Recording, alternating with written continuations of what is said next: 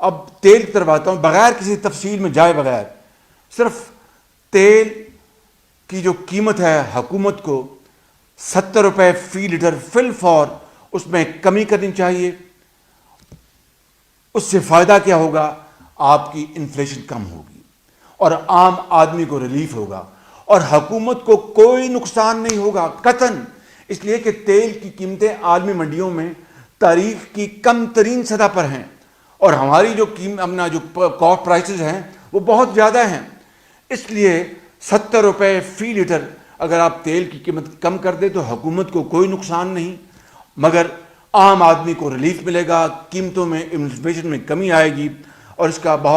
کا فائدہ ہوگا. اگلی بات بڑی امپورٹنٹ ہے اور وہ یہ ہے کہ جو مسیحا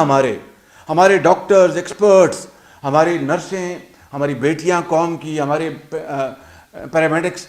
جو دن رات کام کر رہے ہیں اور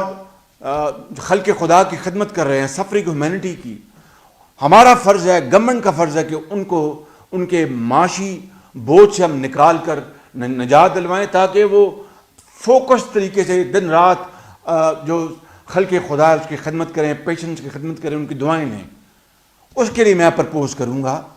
کہ ڈاکٹرز کی، نرسز کی اور پیرامیڈکس کی جو تنخواہ ہے اس کو 2 گنا فی الفور کر دیا جائے تاکہ وہ سکون کے ساتھ اپنا، ان کو یہ نہیں ہوگا کہ ہمارے گھر میں دال روٹی ہے کہ نہیں، کیا معاملہ ہے. وہ سکون کے ساتھ ہسپتالوں میں جہاں یہ سینٹرز ہیں وہ دن رات کام کریں گے اور وہ خدا کی خوشنودی حاصل کریں گے. یہ وہ جو مداد ہیں، اس کے وسائل کہاں سے آئیں گے؟ میں نے آپ کو کہا کہ اس کا بڑا جو فاؤنٹین ہے وہ یہی ہے کہ آپ 3 سے 4% انٹرسٹ ریٹ کم کریں، 80 ارب کی بچت کریں اور پھر ان مدوں میں خرچ کریں تو آپ دیکھیں گے کہ اللہ تعالیٰ کی رضا بھی شامل حال ہوگی اور انشاءاللہ یہ مرض جو ہے یہ انشاءاللہ اللہ تعالیٰ ضرور اس کا خاتمہ کر دے گا. بیت المال پھر ایک اور بڑا امپورٹنٹ انسٹیٹیوشن ہے، وہاں سے جو مستحقین کے لیے ہم 10-12 ارب روپیہ ہم خرچ کر کے تو وہاں پر مستحقین تک پہنچا سکتے ہیں، خوراک کی صورت میں اور معاملات میں. اور اس سلسلے میں ایک اور بڑی اہم امپورٹنٹ بات، 5,000 روپے بجلی کے بل جن گھرانوں میں آتے ہیں، 5,000 روپے، اور 2,000 روپیہ گیس کا بل جن گھرانوں میں آتا ہے، وہ میں سمجھتا ہوں کہ آج یہ بل دینے کے قابل نہیں ہیں. آپ اچھی طرح جانتے ہیں، مجھے قوم کا وقت نہیں ضائع کرنا، آپ you understand it fully well, very clearly, crystal clear ہے. ان کے لیے میری تجویز ہے کہ ان کے لیے آپ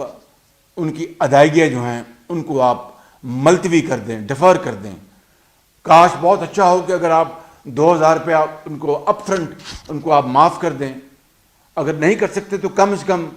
ان کی ادائیگیاں جو ہیں وہ مؤخر کر دیں اور اس طرح غریب آدمی جو ہے وہ بیچارہ بچ جائے گا، وگرنہ اس وقت اس کی جیب خالی ہے، وہ ایک دھیلا نہیں دے سکتا. میں زیادہ وقت نہیں لوں گا، یہ عرض کروں گا کہ میڈیا ریاست کا چوتھا ستون ہے اور پوری قوم اس وقت میڈیا کے رول کو سراہ رہی ہے کہ میڈیا اس وقت پوری طرح لیڈ کر رہا ہے اس کیمپین کو، باقاعدہ آگاہی کے حوالے سے، پریونٹیو میجرز کے حوالے سے، اور اس کا یہ کلیدی کردار جو ہے وہ it's being appreciated by all and sundry. میں سمجھتا ہوں کہ حکومت وقت اس وقت کو چاہیے کہ ایک بڑا جامع پیکج کیمپین کا بنوا کر میڈیا کے ساتھ اگر حکومت لانچ کرے تو اس کا بے پناہ فائدہ ہوگا. اس کے لیے میں تجویز پیش کروں گا، جس طرح میں نے کہا کہ یہ سیاست کا موقع نہیں ہے، میں مشورہ دوں گا نیک نیتی کے ساتھ وزیر اعظم کو اور ان کی حکومت کو کہ براہ کرم کورونا سے نپٹنے کے لیے میڈیا کو آپ قریب بلائیں،